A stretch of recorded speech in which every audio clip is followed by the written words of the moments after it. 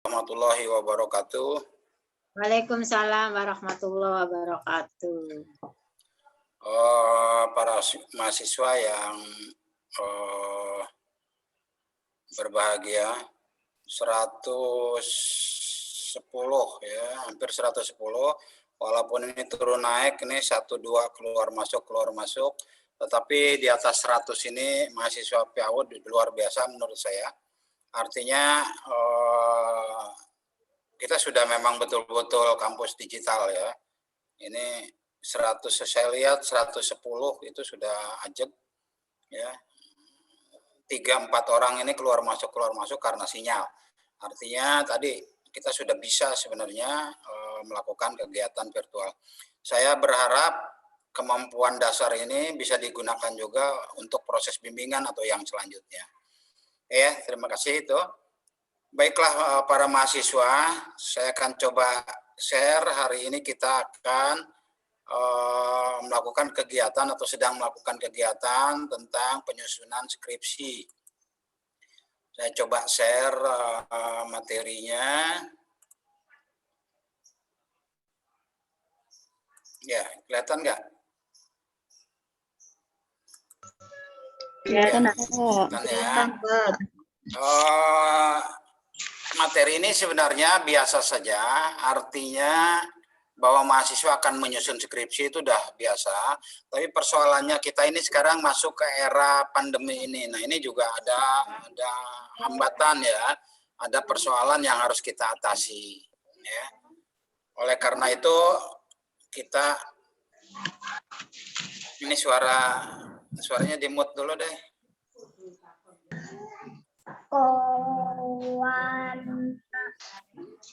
Siapa nih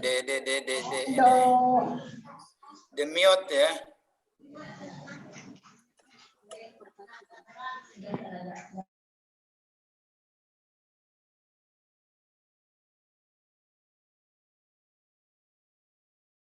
Beli baju sekolah apa beli baju main? Mohon untuk peserta yang suaranya masih nyala, minta di mute, minta dimatikan ya. Klik gambar speakernya ya. Terima kasih.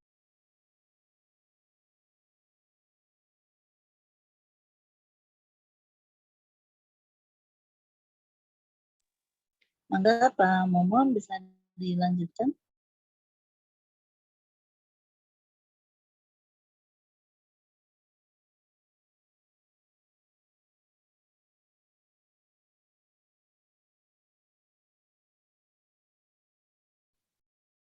Mohon maaf Pak Momon punten masih di mute.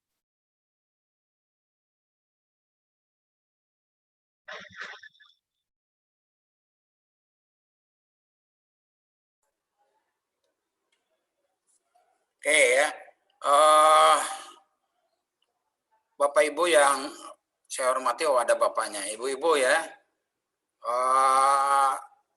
Pada materi penyusunan kali ini, penyusunan skripsi ini, kita sedikit mengantarkan saja bahwa skripsi itu, budaya skripsi itu sudah lama, sejak abad 12 di Prancis itu dengan kata scriptum. Scriptum itu bahasa Prancis, artinya sebagai wahana untuk menjawab pertanyaan yang dirumuskan selama perkuliahan umum atau generalitas sebagai syarat kelulusan. Jadi skripsi ini sudah dianggap sebagai syarat kelulusan sejak abad 12 sebenarnya. Jadi nggak aneh, sampai seluruh dunia itu ada kegiatan pembuatan skripsi. Hanya pengertian skripsinya mungkin yang kemudian berkembang. Tapi secara umum, Pak, kok saya diinikan skripsi? Walaupun berikutnya peraturan pemerintah RI nomor 60 tentang pendidikan tinggi itu berbunyi akhir suatu program studi, suatu program sarjana terdiri dari ujian komprehensif atau ujian karya tulis atau ujian skripsi. Jadi sebenarnya skripsi ini pilihan atau opsional saja sebenarnya. Boleh memilih di antara itu. Tapi untuk di Bunga Bangsa, kita sepakati bahwa nanti Anda mau lulus itu ada 3 hal. Yang pertama, Anda harus ujian komprehensif. Disiapkan dari mana ujian komprehensif itu? itu Anda menjawab 100 soal pilihan ganda. Ya, mungkin di tempat lain ada yang esai dan sebagainya. Yang kedua, Anda nanti disuruh membuat makalah, mungkin 20 halaman makalah tentang profesi guru PAUD. Ya, tentang guru PAUD yang profesional. Nanti ada ketentuan lagi. Yang ketiga adalah Anda wajib menyelesaikan atau melakukan ujian skripsi. Nah, ini yang berlaku di Bunga Bangsa. Ya, secara umum hampir sama ya, di perguruan tinggi Indonesia secara umum sama. Walaupun opsional, tapi kita ambil semua. Ini dalam rangka menjaga kualitas mahasiswanya.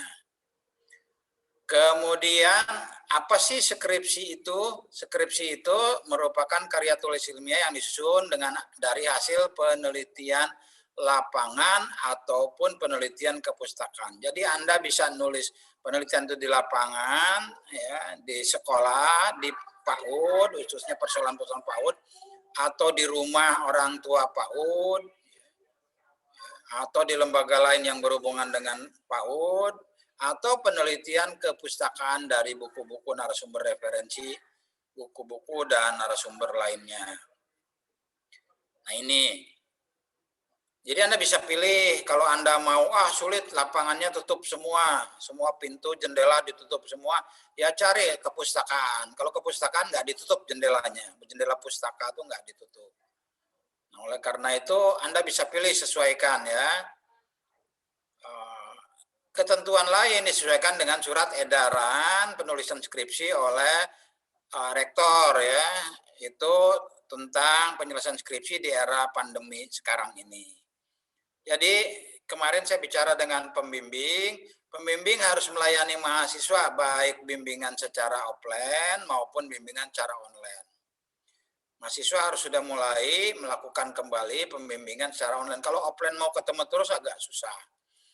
Oke. Kemudian prosedur bikin skripsi itu harus sesuai dengan buku panduan. Tadi Pak Rektor sudah jelaskan, harus memiliki panduannya.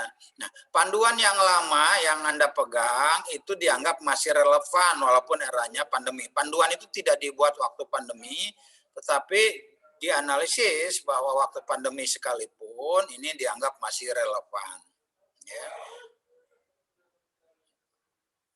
Ada dua sistem, nanti ada pembimbingan secara offline atau luring, ada juga secara daring yang dituangkan di keputusan rektor. Secara substansial, tidak ada perubahan sistematika. Jadi buku panduan masih berlaku, sistematikanya masih 5 bab. Nanti dijelaskan oleh pemateri ya Pak Haji Made. Jadi sistematika masih 5 bab, masih sama seperti biasa ya. Isi skripsi dimungkinkan adanya perubahan dalam skala kecil. Perubahan itu misalnya penyesuaian bab, khususnya di bab 3 ya. Tadinya kita meneliti di sekolah, ternyata sekolahnya tutup. Nah, bagaimana kita buat kualitatif atau buat pakai Google Form ya, ininya ke guru-gurunya. Guru-gurunya juga susah. Kita ganti wawancara, berarti ganti pendekatan kualitatif misalnya. Ini ada kemungkinan itu. Artinya dari proposal yang Anda bikin kemarin itu kesempatan untuk bimbingan merubah mana yang bisa Anda lakukan. Jadi jangan berhenti corona baru melakukan skripsi, ketinggalan. Jadi penyesuaian itu ya, ini tentu saja penyesuaian ini berimplikasi nanti pada analisis dan penyajian datanya ya. Kalau tadinya pakai kuantitatif lalu diganti kualitatif misalnya atau sebaliknya, maka analisis datanya tentu berbeda ya. Cara menganalisis datanya berbeda, maka sejak awal Anda sudah menyiapkan kondisi-kondisi seperti ini. Kemudian proses pengumpulan data tadi bisa dilakukan secara online. Nah, saya yakin mahasiswa PAUD ini bisa lah bikin kuesioner secara online pakai Google Form atau pakai cara-cara yang lain ya, termasuk wawancara online. Nah, ini sudah disiapkan ya materinya. Mungkin Ibu Susan sudah nanti ada bimbingan lagi setelah ini bagaimana pertanyaan itu dikumpulkan lagi, barangkali perlu membuat kuesioner online dan lain sebagainya. Oke, nah instruksi kerja untuk mahasiswanya coba perhatikan. Yang pertama, mahasiswa menyusun naskah skripsi sesuai dengan panduan, sesuai dengan pedoman ya, yang disetujui dan disetujui oleh pembimbing. Yang kedua, mahasiswa meminta transkrip nanti, transkrip nilai ke akademik yang ditandatangani oleh Wakil Rektor 1. Ya. Kalau mau sidang nanti, kalau menyelesaikan. Sekarang juga Anda bisa lihat, transkrip dari semester 1 sampai semester 6 yang sudah itu ada nggak yang nilainya belum? Ini staf sudah menyediakan waktu untuk membantu mahasiswa melakukan perbaikan-perbaikan. Jadi silakan menghubungi staf kalau ada beberapa nilai yang belum, ya. Termasuk ada beberapa nilai dari dosen yang belum, silakan laporan ke staf, lalu nanti staf akan ke wakil rektor. Ya, jadi bagi mereka yang belum nilainya, ini jangan sampai menghambat, skripsinya sudah selesai, tiba-tiba nanti nilainya belum, harus kembali lagi, Anda 1 semester lagi. Nah ini juga harus diselesaikan sekarang, mumpung stafnya menyediakan waktu untuk mengadakan remedial atau memperbaiki nilai-nilai yang belum dan lain sebagainya. Mahasiswa menghubungi pustakawan atau menghubungi petugas yang melakukan cek plagiasi. Maksimal kemiripannya 39%. Jadi ini udah masih tinggi. Harusnya nanti ke depan kita akan turunkan jadi 25 misalnya. Ya, jadi ada cek plagiasi. Tanpa ini Anda nggak bisa daftar nanti. Ya, setelah Anda udah mau selesai ini dicek plagiasi. Oh masih belum, bimbingan lagi dengan pembimbing gitu ya. Sebelum ini Anda cek. Syukur kalau Anda mau ngecek supaya sering dicek. Ya setiap bab dicek misalnya oleh sendiri atau oleh siapapun yang bisa, itu lebih bagus. Kemudian naskah skripsi yang mendapat persetujuan atau ACC dari dosen pembimbing, ya itu ada kartu bimbingan skripsinya. Anda setiap bimbingan harus ditulis bimbingannya. Hari ini yang dibimbing apa, perbaikannya, rekomendasinya apa, itu harus ada. Lalu nanti dilampirkan kalau Anda mau daftar. Jadi jangan sampai Anda belum ada itu, sementara hanya persoalan itu Anda nggak bisa daftar. Ya, kemudian mahasiswa membayar, ini biasa nggak perlu saya jelaskan. Naskah skripsi yang diujikan ke panitia paling lambat 14 hari ya. Jadi kalau Anda daftar, maka 14 hari kemudian baru dijadwalkan. Jadi Anda siap-siap, paling lama ya, bisa saja hari ini daftar, minggu depan sudah diujikan atau 1 minggu. Ya, tergantung ini ya banyak tidaknya peserta ujian ya. Kemudian mahasiswa mengkonfirmasi jadwal, nanti setelah ini konfirmasi jadwalnya kapan, lalu Anda siap-siap. Nah lalu kalau sudah sidang itu Anda punya waktu 2 minggu untuk memperbaiki naskah skripsi sesuai dengan saran-saran penguji. Nah kira-kira itu instruksi kerjanya supaya tidak terlalu banyak hambatan dengan mekanisme baik luring maupun daring ya. Kita lihat timelinenya nih, terakhir bulan ini Juli ini kita adakan mahasiswa dapat SK, dosen juga dapat SK tentang bimbingan mahasiswa siapa pembimbingnya. Oleh karena itu lakukan kesepakatan nanti dengan teman-teman siapa yang dibimbing oleh Pak atau si A, lalu kumpul, bikin grup, nah nanti kesepakatan di sana, kapan bimbingannya, hari apa ketemu, hari apa online, bagaimana caranya, kirim ke email boleh tidak, dan seterusnya. Itu ada sepakat dengan pembimbingnya. Jadi kalau Anda sudah tahu siapa pembimbingnya, tolong hubungi pembimbingnya, lalu nanti di pembimbing membuat kesepakatan. Memang agak sulit kalau kesepakatannya hanya ingin ketemu, memang di era ini sekarang memang lagi era begini, mungkin sampai insya Allah sampai awal Agustus mudah-mudahan menjadi lebih longgar ya. Bun. Nah ini barangkali.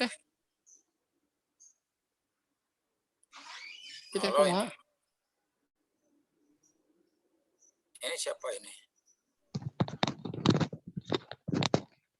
Kayak ini barangkali di SK ya di bulan ini. Kemudian Agustus itu Anda minimal sudah bab 1. Ini paling lambat ya, maksimal ya Anda buat. Tapi saya perkirakan Agustus, sebab nanti pembimbing itu setiap minggu menyediakan waktu baik offline maupun online. Ya, ini paling tidak seminggu sekali. Tapi Anda harus menyelesaikan paling lama sebulan sekali. Jadi kalau sebulan sekali, ya ini pembimbing kemarin disuruh negur kalau sebulan nggak ada bimbingan mahasiswanya, ditanyain ya. Sebelum ditanyakan, Anda harus sudah siap-siap karena sebulan sekali pasti nanti ada teguran. Mana ini setelah 1 bulan kok nggak ada progres misalnya. Jadi kira-kira Agustus Anda nyelesain. Nah kan ini sudah di tempat KPM. Padahal Anda harus sudah menyelesaikan paling nggak bab 1 ini. Ya, sambil bimbingan. September itu bab kedua, Oktober bab ketiga, November bab keempat, Desember bab kelima, Januari sudah selesai. Karena di bulan Januari Anda magang lagi. Ya, Anda PP lagi. Nah, sedangkan KPM itu Agustus, September tanggal 13 Anda sudah kuliah, maka Anda punya kesempatan bimbingan bab 2, bab 3, bab 4, bab 5 sambil kuliah. Kalau nggak ada kendala, kita bisa masuk kuliah sambil ada kesempatan kita datang ke kampus untuk menyiapkan bimbingan. Jadi, pembuatan skripsi ini itu Anda lakukan KPM paling banyak waktunya pada saat Anda kuliah semester 7. Kira-kira gitu time schedule-nya. Nah, kalau ininya lewat, maka Anda akan mundur ya. Walaupun kuliahnya selesai, tapi mundur. Sehingga begitu KPM-nya ini, nanti PIN-nya dan sebagainya sudah bisa diminta oleh Mas Ajis. Kepada Mas Ajis. Nah itu barangkali timeline-nya secara umum. Oke, sementara saya tutup dulu, saya akan beralih ke ini prasyarat ya. Dikit prasyarat, mana ini prasyarat? Ya deh.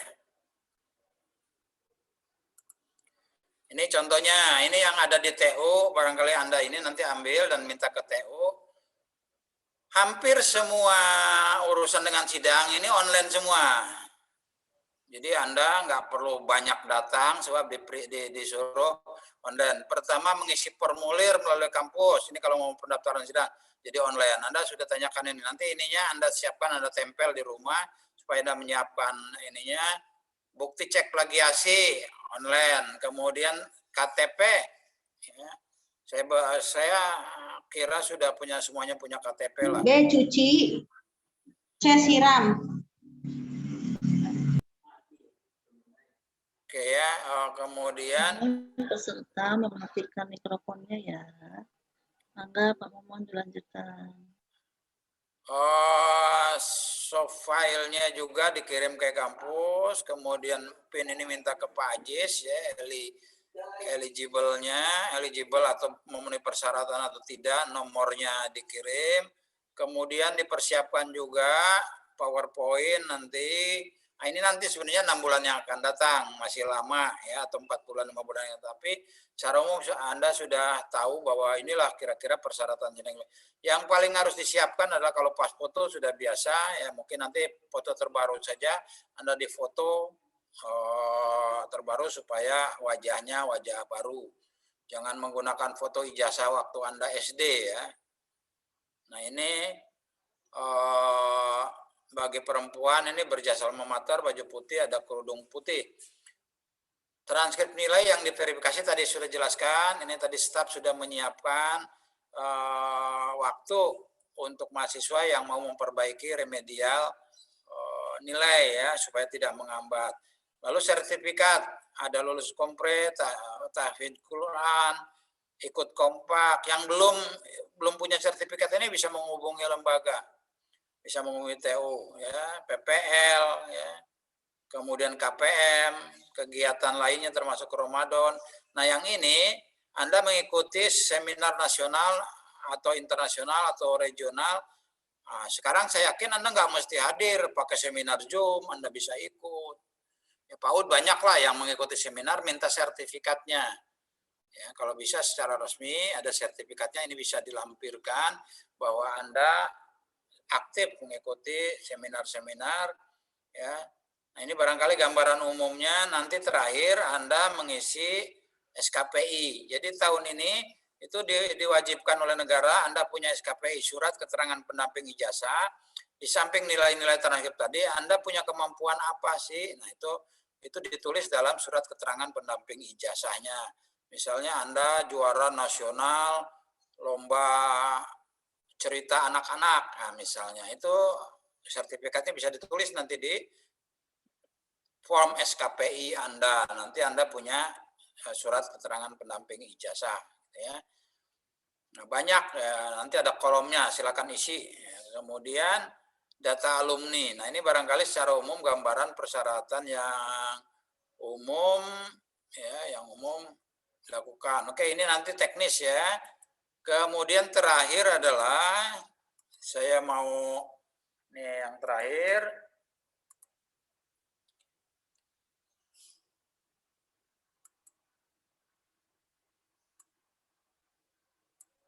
Ini jadwalnya. Saya pikir ini nggak perlu banyak. Kita akan ujian kompre nanti tanggal Maret ini yang tadi saya jelaskan, tadi dijelaskan. Kemudian di bulan April kita sudah mulai sidang skripsi. Sampai Desember, kalau Desember berarti 4,5 tahun ya.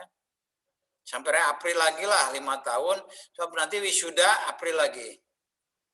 Nah, saya berharap April itu sudah selesai. Jadi Mei, Juni ya, ini Anda berarti 4 tahun kurang 2 bulan atau kurang 3 bulan.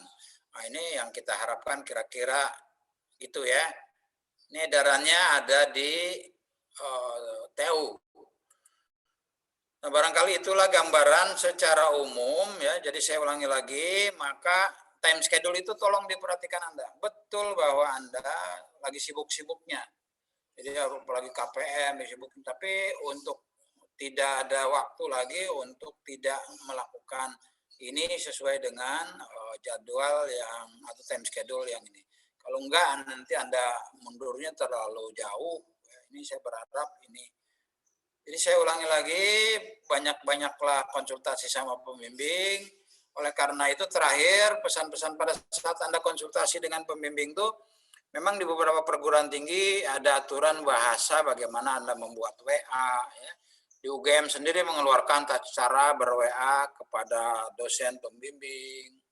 Atau di perguruan tinggi lain juga membuat tata cara. Intinya secara umum, kalau Anda mau WA ke pembimbing, Anda jelaskan dulu nama Anda siapa. Kalau belum di-save kan pembimbing nggak mungkin nge-save nama satu-satu, jelaskan nama Anda siapa, keperluannya apa. Nah, itu. Baru Anda men-sharekan apa yang ingin ditanyakan. Apalagi kalau mau nelpon, jangan langsung nelpon ya. Anda kasih tahu dulu bahwa saya sini Pak, saya mau telepon. Kapan? Nah, gitu. Jangan kasihan nanti pembimbing sedang berada di mana, ditelepon Anda, terus tidak diangkat karena disangka tukang mau nagih misalnya. Gitu. Nah ini barangkali hal-hal seperti ini supaya Andanya tidak kecewa, kok tidak diangkat-angkat padahal mungkin sedang ada di mana, atau pembimbingnya kebetulan banyak utang jadi takut ditagih. Nah, gitu ya. Jadi Anda ada tata krama. Jangan nelpon sudah jam 9 malam masih nelpon gitu. Oh, sudah mau tidur gitu. Nah, itu tata cara seperti itu sama seperti Anda kalau berkunjung ke rumah orang lah. Kalau bisa waktu makan lah kira-kira supaya diajak makan. Nah, misalnya gitu. Jadi jangan waktu istirahat, jangan waktu makan. Sebab pasti nanti diajak makan. Nah, itu. Nah, ini juga ada tata cara. Sekarang tata cara beronline atau online ini dengan bahasa yang banyak ya, Vimeo di WA itu yang ada yang lucu sih, tapi banyak juga yang menyakitkan. Nah ini juga jangan sampai terjadi ya, sebab kalau sudah terjadi nanti Anda punya gap ya, ada gap. Itu saja barangkali Ibu Susan secara gambaran, nanti secara materi akan dijelaskan kembali oleh Pak Casta selaku materi untuk memperjelas. Terima kasih atas perhatiannya. Jadi kata kuncinya Anda lagi padat-padatnya kegiatan, sedangkan eranya sedang pandemi. Tolong manfaatkan kemampuan Anda secara online untuk bisa berkomunikasi dengan banyak orang. Oke ya, terima kasih Ibu Susan. Kami kembalikan ke Ibu Susan. Silakan. Baik. Alhamdulillah, terima kasih paparannya Pak Warek 1, luar biasa itu timeline. Kembali lagi mahasiswa diingatkan untuk betul-betul bisa skala prioritas, berbagi waktu, mendisiplinkan diri untuk bisa menyelesaikan 3 pekerjaan besar sampai bisa lulus sidang munaqasyah tepat waktu. Nah, bagaimana supaya mahasiswa punya pengetahuan atau punya pemahaman agar timeline yang tadi telah ditetapkan bisa dilaksanakan. Kita ikuti paparan penting selanjutnya yang akan disampaikan oleh Bapak Haji Casta MPD tentang teknik penulisan. Kepada beliau dipersilakan. Baik, Assalamualaikum warahmatullahi wabarakatuh. Waalaikumsalam warahmatullahi wabarakatuh. Pak Rektor yang saya hormati, kemudian Pak Warek 1 yang saya hormati, Pak Ibu Susan, Bunda Susan, selaku Kaprodi PIAUD yang saya hormati, yang saya banggakan mahasiswa PIAUD yang sebentar lagi akan lulus ya Pak Sulaiman nanti pada bulan Maret sidang. Iya, iya. Ya ini Pak, ini wajah-wajahnya wajah-wajah siap sidang pada bulan Maret dan mudah-mudahan Oktober semua lulus. Amin. Ya, baik teman-teman mahasiswa, saya diberi kesempatan untuk ketemu kembali dengan Anda terkait dengan menyiasati bagaimana skripsi Anda itu tuntas. Selesai. Skripsi yang baik adalah skripsi yang selesai. Ya, skripsi yang baik adalah skripsi yang selesai dan tentu saja bagus, apalagi kampus Bunga Bangsa luar biasa mengawal Anda ini. Ini luar biasa, di kampus lain tidak ada yang sebaik ini pengawalannya, pendampingannya. Ya, saya punya anak sendiri di kampus UIN Sunan Kalijaga itu tidak seperti ini. Dibiarkan mahasiswa berjalan sendiri, tidak pernah ada evaluasi, tidak pernah ada pendampingan, tidak pernah ada sampai pelatihan yang dipandu oleh rektor sampai turun tangan, Warek 1 turun tangan, Kaprodi semua turun tangan. Oke, alhamdulillah saya masih diberi kepercayaan dan Allah saya akan menggunakan kepercayaan ini dengan sebaik-baiknya. Oke, baik teman-teman mahasiswa, untuk sukses sampai pada Anda Maret sidang dengan setumpuk acara Anda di KPM nanti dan kesibukan lain menyiasati bergumul dengan COVID dan sebagainya, saya yakin Anda akan bisa menyelesaikan dalam waktu 3 bulan ke depan atau 5 bulan ke depan paling lama. Jika Anda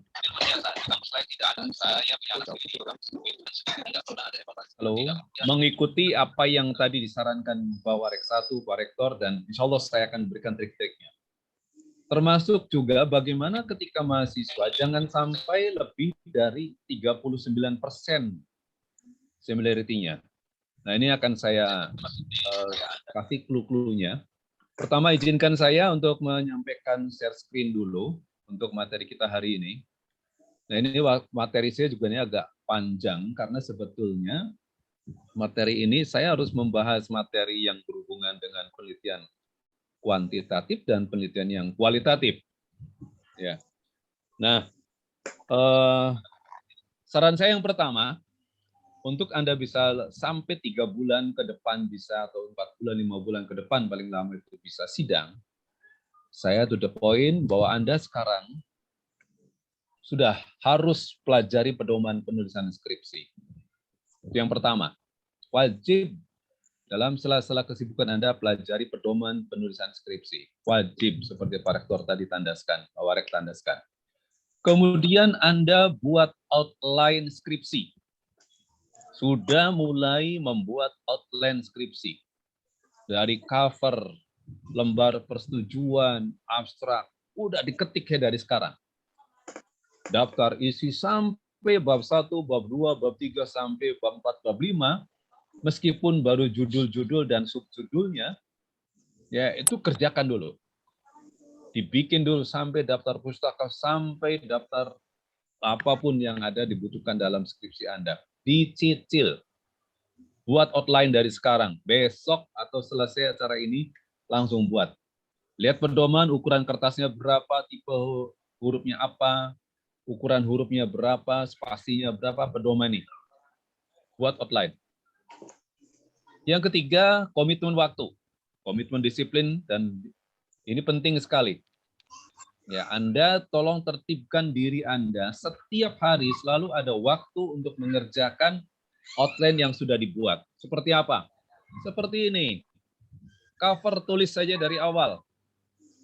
Cover sudah punya judul, tulis sesuai dengan pedoman, dibikin dari awal, lomba pernyataan keaslian ditulis, pertujuan pembimbing ditulis, meskipun nanti kalau ada kesalahan atau perubahan dalam judul dalam proses pembimbingan tidak ada masalah.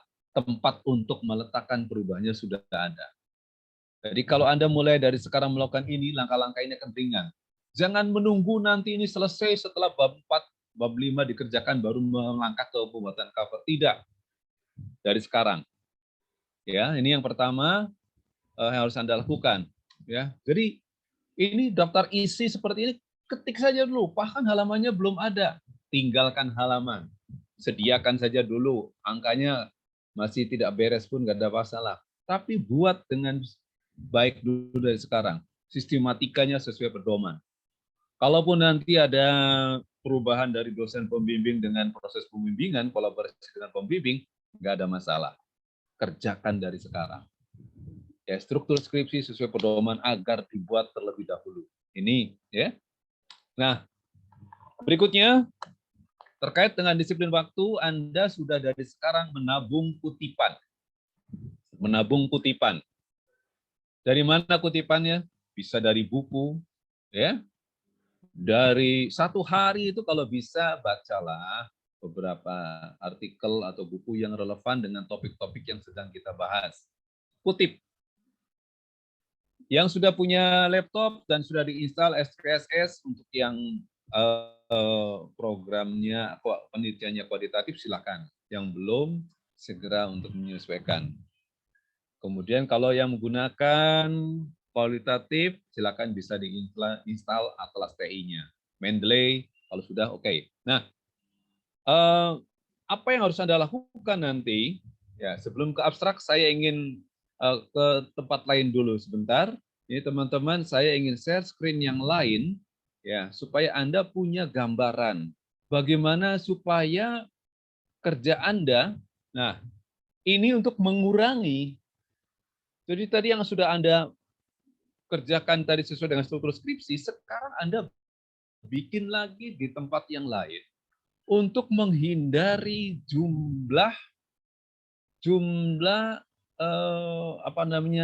similarity atau nanti plagiasi, ya, menghindari plagiasi, itu buat seperti ini. Judul bab 1 itu pendahuluan, latar belakang masalah. Latar belakang masalah misalkan apa? Paragraf pertama kita misalkan angkat apa isu aktual yang menjadi fokus di masalah kepaudan. Atau ini misalkan urgensi PAUD, cari di literatur. Nah ini yang tadi saya katakan, satu hari Anda isi ini, kolom-kolom ini. Nah ini kutipannya yang akan kita buat, dan ini sudah kalau diklik ini maka agak abu-abu, berarti sudah menggunakan Mendeley. Nanti yang ditulis di skripsi jangan yang kutipan ini. Kalau Anda menuliskan ini yang langsung deskripsi, maka nanti jumlah similarity-nya pasti gede banget. Harus Anda lakukan apa yang disebut dengan parafrase.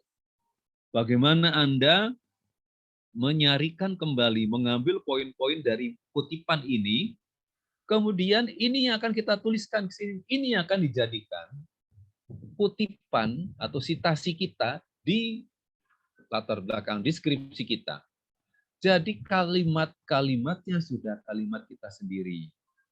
Nah ini kita tabung. Kita menabung setiap hari.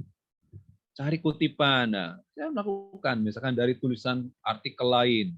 Nah, kemudian disitasi lagi. Begitu seterusnya. Untuk semua aspek, ya, untuk semua bagian. Untuk semua bagian. Jadi ini saya lakukan begini, kita lakukan begini, insya Allah nanti kutipan-kutipan yang Anda tuliskan dari artikel atau buku itu tidak membuat similarity-nya itu gede. Pak Reksa itu berharap harus kurang dari 39, bahkan mungkin harus 20%. Nah, ya. Nah, ini nih begini nih. Nah, misalkan ada kutipannya bahasa Inggris, silakan bagus tinggal Anda terjemahkan. Kemarin sudah dalam pelatihan digital writing sudah saya jelaskan. Nah, ini untuk semua komponen, nah begitu nanti. Jadi ada kembangkan aja nanti. Jadi cara-cara kerja untuk mengurangi similarity yang tinggi, diantara kita melakukan apa yang disebut dengan parafrase. Prinsipnya, jangan sampai menggunakan kutipan asli dari tulisan orang lain dipindahkan langsung. Kita harus melakukan apa yang disebut dengan parafrase, yaitu kita melakukan pengambilan inti atau poin dari yang disampaikan orang lain, tetapi tidak mengurangi makna dari tulisan ini. Insya Allah kalau Anda melakukan penulisannya hasil parafrase, maka ini akan aman. Jadi yang harus Anda lakukan dalam kerja Anda, mungkin bisa sambil mengikuti kegiatan KPM, Anda akan menyicil pekerjaan. Oke, nah sekarang saya lanjut. Saya ingin sekali menyampaikan bahwa persoalan klasik yang selalu muncul di dalam skripsi, ya setelah judul, apakah ada pembimbingan ini bisa diselesaikan dengan pembimbing, tetapi yang menjadi persoalan klasik itu di abstrak. Nah, abstrak banyak mahasiswa yang kadang lebih dari 1 lembar. Ya. Padahal abstrak hanya dibutuhkan 1 halaman. Dan di dalam abstrak, pastikan ada nama. Nah, ini kan begini, ini sudah bisa diketik. Abstrak, nama Anda, NIM, judul skripsi, udah lakukan itu. Nah, kemudian nanti, cobalah mulai dulu. Persoalan nanti itu belum bagus, persoalan belum selesai, tidak ada masalah. Siapkan bahwa abstrak Anda itu 5 paragraf. Di paragraf pertama, latar belakang masalah, apa kalimat ya tentang pentingnya tema yang Anda teliti. Misalnya Anda meneliti kemampuan motorik halus, kalimat pertamanya misalnya, kemampuan motorik halus menjadi kemampuan yang sangat penting bagi pengembangan anak usia dini. 1 kalimat itu misalnya. Itu pernyataan yang menyatakan bahwa pentingnya kalimat, ya, tema kalimat terkait dengan motorik halus misalnya. Kemudian kenyataannya bagaimana? Nah, akan tetapi anak usia dini di kelas ini bla bla bla. Nah, antara yang ideal dan kenyataan, maka peneliti akan meneliti apa? Oleh karena itu dalam penelitian ini akan meneliti pengembangan bla bla bla bla melalui apa? Nah, ini di paragraf 1. Latar belakang. Jadi sudah saya pandu, ya. Kemudian paragraf kedua, Anda tinggal bikin judul. Judul itu diambil dari rumusan masalah. Kalau rumusan masalahnya ada 1, 2, 3, ungkapkan saja dari tujuannya. Ya, penelitian ini bertujuan untuk bla bla bla bla 1, 2, 3. Udah selesai. Itu sudah ada di dalam proposal. Kalaupun nanti berubah gampang. Paragraf ketiga, metodologi.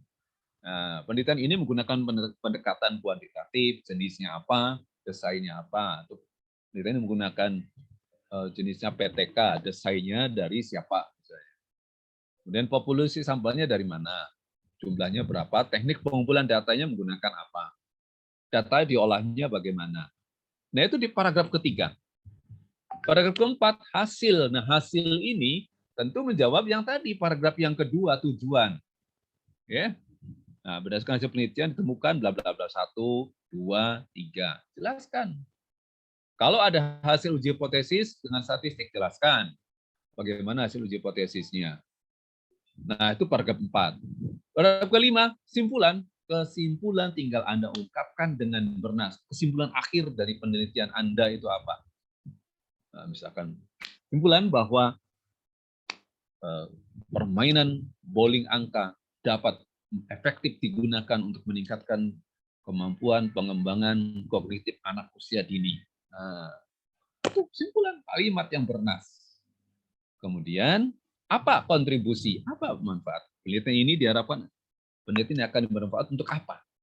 Nah, Kemudian di akhir abstrak pastikan ada kata kunci. Tidak lebih dari 5, minimal 3, dan diurutkan berdasarkan abjad. Ya. Jadi abjad bisa kata, bisa frase. Frase itu gabungan kata yang memiliki satu arti. Ya.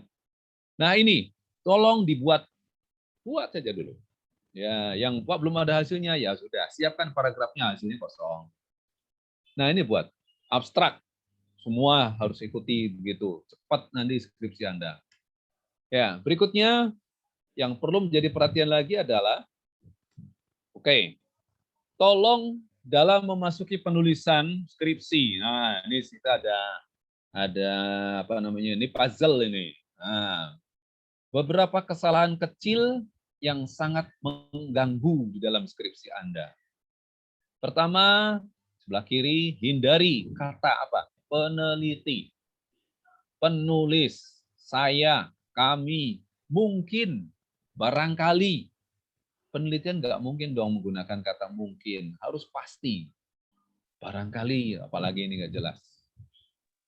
Hindari kerancuan berbahasa, contoh pada penggunaan kata di mana. Waduh, ini orang sekarang berbahasa, apalagi bahasa ilmiah, kalau ada kata di mana ditempatkan pada posisi yang salah juga sangat rancu. Contoh, masa usia dini adalah masa golden age, di mana anak muda menerima rangsangan belajar. Kata di mana sangat tidak tepat. Di mana itu kata tanya untuk menanyakan di mana rumahmu. Ya, bukan di mana anak muda menerima rangsangan belajar. Ya, ini satu contoh yang sering muncul. Kesalahan berbahasa dalam penggunaan morfologi. Di atas, waduh banyak sekali. Kecil tapi ini sangat mengganggu. Menunjukkan hanya menggunakan satu K, padahal harusnya menggunakan mekan, dan kata tunjuk, maka pasti menggunakan 2 fonem K. Oke. Kemudian hindari penggunaan kata seperti sehingga, akan tetapi, dalam, di awal kalimat. Kata-kata tersebut itu harusnya kan kata sambung. Kalau kata sambung itu diletakkan, ya, sehingga diletakkan setelah koma, bukan di awal kalimat. Ya, seperti itu contohnya. Kata-kata tersebut adalah kata sambung, koma, sehingga diletakkan setelah koma, bukan di awal kalimat. Banyak mahasiswa mengawali kalimat dengan dalam, akan tetapi, sehingga, itu kok di awal kalimat, itu salah. Kemudian dalam berbahasa bahasa ilmiah, gunakan kalimatnya kalimat pasif, bukan kalimat aktif. Kalimat pasif, predikatnya menggunakan kata depan awalan di, bukan awalan me. Contoh, ini kalimat yang salah. Penulis menyimpulkan bahwa, nah menyimpulkan itu kalimat aktif. Penulis menyimpulkan bahwa anak usia dini memiliki cara belajar dari yang konkret menuju yang abstrak. Kelihatannya benar, tetapi ini salah. Kesalahan pertama, menggunakan kata penulis. Yang kedua, kalimat ini berbentuk kalimat aktif. Yang benar harus diubah. Hilangkan kata penulis dan tidak boleh menggunakan bentuk kalimat yang kalimat aktif, tapi diubah menjadi kalimat pasif.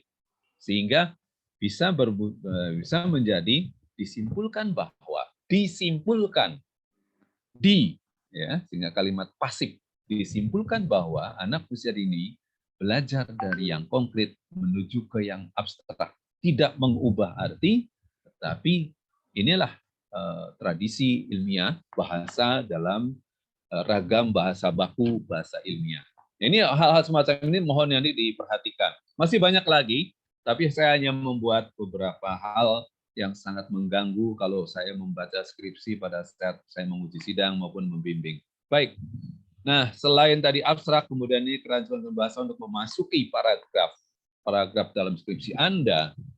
Nah, ini berikutnya dalam penyusunan latar belakang masalah, katakanlah untuk kuantitatif dan PTK hampir mendekati sama, tetapi ini akan berbeda dengan penelitian yang sifatnya kualitatif.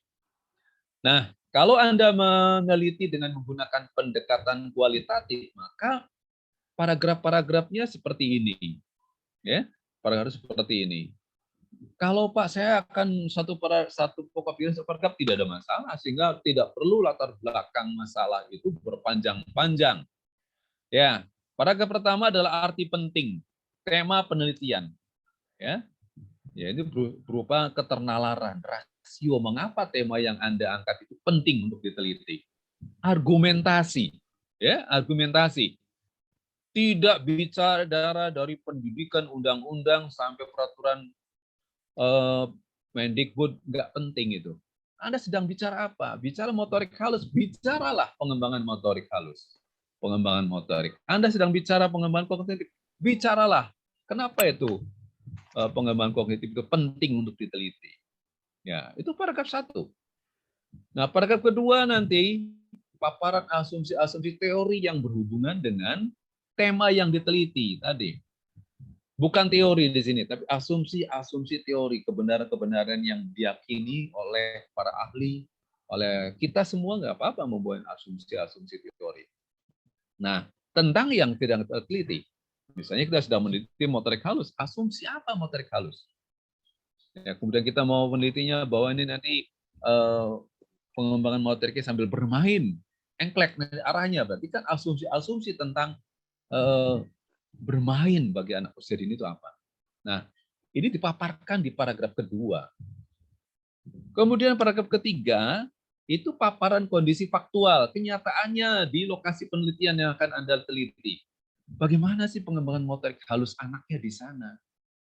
Nah, itu paparkan secara faktual, secara nyata. Di paragraf ketiga.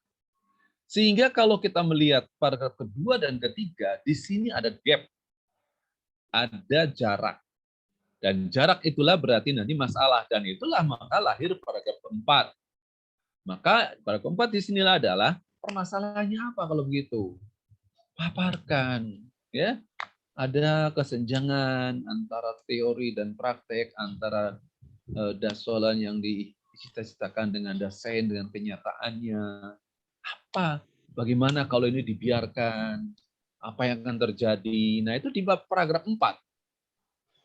Nah, paragraf kelima, itu solusi apa yang akan Anda tawarkan terhadap masalah itu secara keilmuan. Nah, kan itu solusinya apa? Apakah kita menggunakan permainan, kita menggunakan metode, atau apa? Nah, itulah solusinya. Nah, nanti paragraf berikutnya adalah motivasi penulis. Apa? Mengapa Anda melakukan itu? Karena kita ingin meneliti ini, tema ini dengan judul apa di sini. Terakhir, nanti harus ada harapan atau hasil yang diharapkan dari penelitian ini. Inilah struktur latar belakang. Kalau Anda ikuti ini, insya Allah Anda lancar-lancar di dalam menulis skripsi, khususnya di latar belakang masalah yang biasanya sangat sulit, muter-muter kemana-mana. Banyak yang muter-muter kemana-mana. Nah, saya ada pandu dengan paragraf demi paragraf. Apakah nanti satu paragraf Anda pecah menjadi 2 paragraf? Silakan. Tapi paling tidak, itu tatanan urutannya. Ini untuk yang kuantitatif, yang efektivitas, dan yang PTK. Seperti ini masih sangat layak. PTK masih bisa dengan asumsi susunan paragraf latar belakang masalah seperti ini. Tapi untuk kualitatif, nah, untuk kualitatif akan berbeda. Ya, tidak seperti tadi. Nah, ini saya sudah contoh misalkan. Kita punya masalah pengembangan anak usia dini di era pandemi COVID-19. Itu perlu mendapat perhatian serius. Ini persoalan pertama. Misalnya. Kemudian bagaimana pembelajaran PAUD ya di era pandemi. Ini idealnya seperti apa? Hal-hal yang mungkin pengelola seperti apa. Kemudian kita mengerucut ke persoalan berikutnya, berarti kita misalkan kita akan mulai tertarik pada pengembangan kemampuan bercerita melalui kegiatan menggambar ekspresif di era pandemi. Jadi kita mengarah salah satu ke pengembangan bahasa, tapi menggunakan kegiatan berkesenian. Nah, kemudian yang namanya kualitatif, hal yang akan kita teliti itu harus kelihatan dimensi-dimensi mana yang akan ditanyakan. Misalnya di dalam pengembangan kemampuan bercerita itu berarti itu masuk dalam wilayah pengembangan bahasa. Kemudian ada pengelolaan kegiatan menggambar ekspresifnya. Kemudian nanti bicara berarti harus ada kita menanyakan bentuk dan gaya bercerita anak usia dini melalui gambar. Nah, maka hal-hal yang semacam ini akan menjadi paragraf demi paragraf di dalam latar belakang masalah. Baru nanti paragraf ke-7, P7 itu motivasi penelitian, P8-nya, P8-nya ini bukan motivasi, mohon maaf, P8-nya adalah apa kontribusinya. Nah, sehingga nanti di kualitatif itu tadi, ya arti penting tentang tema tadi. Kemudian paparan dasar teorik masih ada paparan kondisi faktual. Nah, kondisi faktual tadi ya sesuai dengan bisa tadi pengelolaan pengembangan bahasa anak usia dini. Kemudian kondisi faktual tentang pengelolaan pengembangan menggambar. Kemudian kondisi faktual tentang karakter gambar. Nah, hal-hal semacam ini itu nanti ada dalam rangkaian paragraf demi paragraf, diakhiri motivasi dan kemudian harapan atau hasil yang diharapkan dari penelitian. Jadi kualitatif berbeda ya dengan kuantitatif bagaimana menyusun latar belakang masalahnya. Nah, hal lain yang sering menjadi persoalan di dalam penulisan skripsi mahasiswa adalah di bagaimana mahasiswa merumuskan masalah. Nah, kalau masalahnya sifatnya masalah kualitatif, ada mungkin, maka saya rumusan itu harus spesifik memang, dan menggali secara mendalam. Karena akan mencari pemahaman, pestehan. Kualitatif itu harus pestehan, bukan faktual, tapi memahami maknanya nanti. Kemudian konstruksinya bisa pertanyaan atau pernyataan, tapi biasanya pertanyaan yang dipakai. Kemudian disusun berdasarkan konsep kajian ya tadi, kajian apa tadi? Kajian pengembangan bahasa, kajian menggambar, kajian karakteristik, itu tadi. Dan kata tanyanya yang lazim dipakai di dalam kualitatif hanya dua. Bagaimana, how, dan why, mengapa. Nah ini, oleh karena itu nanti, dari yang tadi saya sajikan, misalnya untuk judul skripsi, kita lihat di paling bawah, sudut kanan bawah, misalnya kita bikin judul skripsi, integrasi pengembangan kemampuan bercerita dan kegiatan menggambar ekspresif pada masa pandemi COVID-19 di TK Bintang, Kabupaten Cirebon. Nah, apa rumusan masalahnya? Maka rumusan masalahnya itu harus mengacu kepada, ya, lihat yang di atas, ada P4, P5, dan P6. Itu yang akan dijadikan rumusan masalahnya. Artinya, kita turunkan misalnya, bagaimana pengembangan kemampuan bercerita melalui kegiatan menggambar ekspresif. Nah, berarti di situ ada pengembangan bahasa, pengembangan bercerita melalui kegiatan menggambar ekspresif di kelompok B TK Bintang pada masa pandemi COVID-19. Nah, ini satu. Kemudian pertanyaan kedua, bisa menggunakan kata mengapa. Mengapa pengembangan kemampuan bercerita anak kelompok B di TK Bintang pada masa pandemi COVID-19 dilakukan dengan berintegrasi dengan kegiatan menggambar ekspresif. Nah, ini jadi dari pertanyaan dari P5 ya. Nah, kalau dari P6 nanti, bagaimana bentuk dan gaya bercerita melalui gambar anak kelompok B di TK Bintang. Nah, di sini yang kita tanyakan ini betul-betul di rumusan 1, rumusan masalah 2, rumusan masalah 3, itu di latar belakang masalahnya juga sudah dipandu, sudah ada bahwa ini sebetulnya akan menjadi fokusnya. Ini ya, yang kualitatif mudah-mudahan kalau ada, mohon nanti diperhatikan agak berbeda dengan penelitian kuantitatif. Cara berpikirnya ya. Nah, bagaimana penelitian yang sifatnya PTK? Nah, PTK sama, cuman kalau PTK, ya, rumusannya itu selain spesifik non operasional itu mempertanyakan sesuai tahapan tindakan, ya, dan konstruksinya pertanyaan disusun tahapan dari pratindakan, tindakan, dan hasil tindakan. Kata tanyanya menggunakan kata bagaimana dan apakah. Oleh karena itu nanti di dalam PTK begini, kalau Anda punya masalah, kurangnya keberanian anak kelompok B atau kelompok A dalam menggambar bebas. Anak nggak berani gitu loh. Berarti dia punya masalah. Masalah apa? Dalam hal keberanian. Emosinya ya, dalam menggambar. Ini akan kita perbaiki. Dengan apa memperbaikinya? Kan begitu kalau PTK.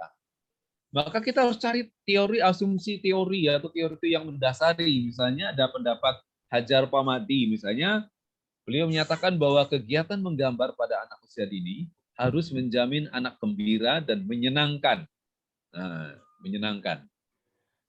Kemudian dari Rossi, kegiatan bermain sambil berkegiatan seni seperti bermain fingerprinting, painting, bukan print, membentuk dari plastisin, bermain kolase, dapat menumbuhkan keberanian anak dalam berkarya karena mereka akan menyadari bahwa berkarya seni itu tidak ada yang salah, melainkan membebaskan dan tidak perlu takut salah. Nah, ini asumsi teori yang mendasari kita, sehingga kalau begitu untuk memperbaiki anak supaya berani menggambar, ya, itu anak dilatih dengan kegiatan bermain finger painting. Nah, kalau sudah ketemu masalah dan tindakannya yang akan kita lakukan, maka lahirlah judul. Upaya meningkatkan keberanian menggambar bebas melalui bermain finger painting pada kelompok A TK Bintang Kabupaten Cirebon. Bagaimana rumusan masalahnya? Nah, PTK tahapan demi tahapan. Karena kita akan melihat tahapannya, berarti di awal tahapan harus kita lihat seberapa tinggi keberanian dalam menggambar bebas anak kelompok A TK Bintang sebelum bermain finger painting. Ini yang disebut dengan data prasiklus nanti ya. Kemudian yang kedua, bagaimana penerapan bermain finger painting untuk meningkatkan keberanian menggambar bebas pada anak kelompok A TK Bintang bisa Kabupaten Cirebon boleh. Kemudian yang pertanyaan ketiga, apakah penerapan bermain finger painting dapat meningkatkan keberanian menggambar bebas anak kelompok A TK Bintang? Nah, hasil yang kita lihat. Nah, ini silakan yang PTK nanti ditata. Dari sekarang sudah mulai ubah. Ya, judul diberesin, latar belakang masalah diberesin, rumusan masalah diberesin. Gitu kan.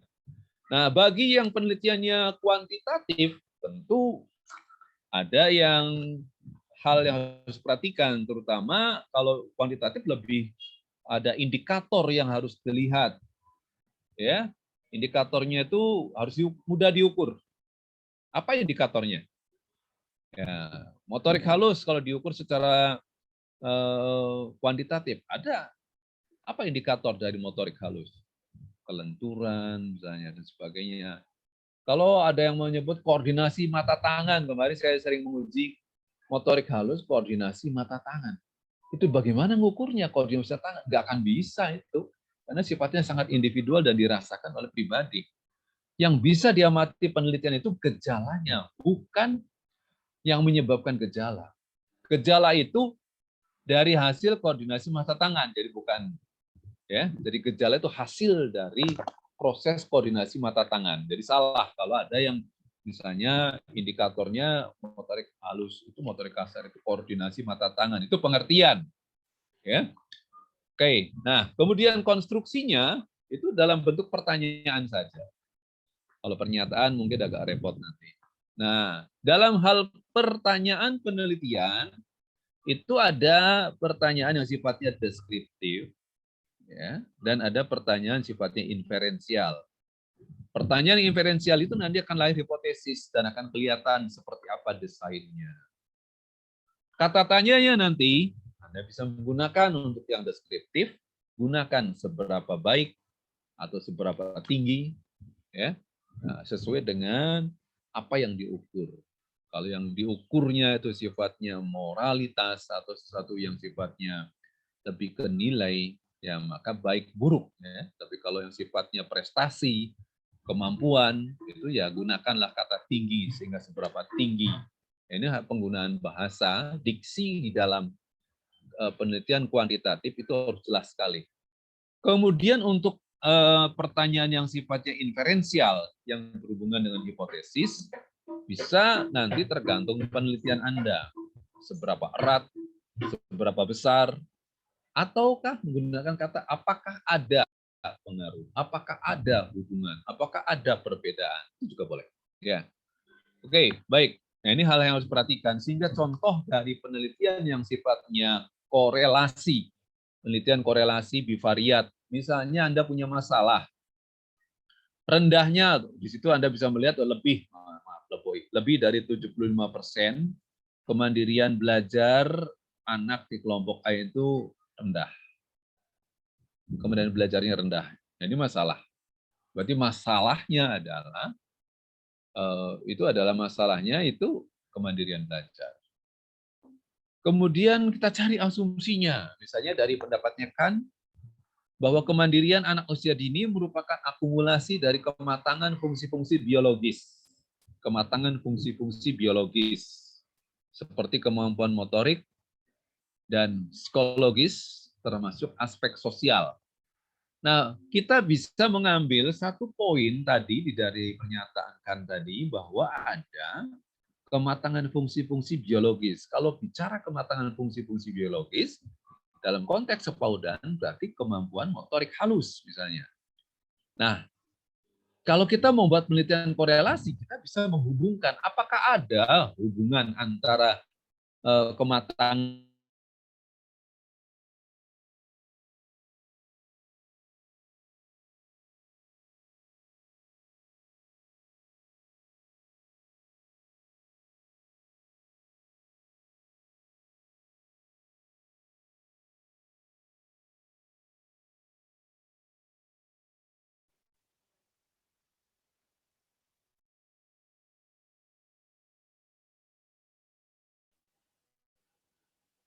Halo Bapak, Pak Haji Jastan.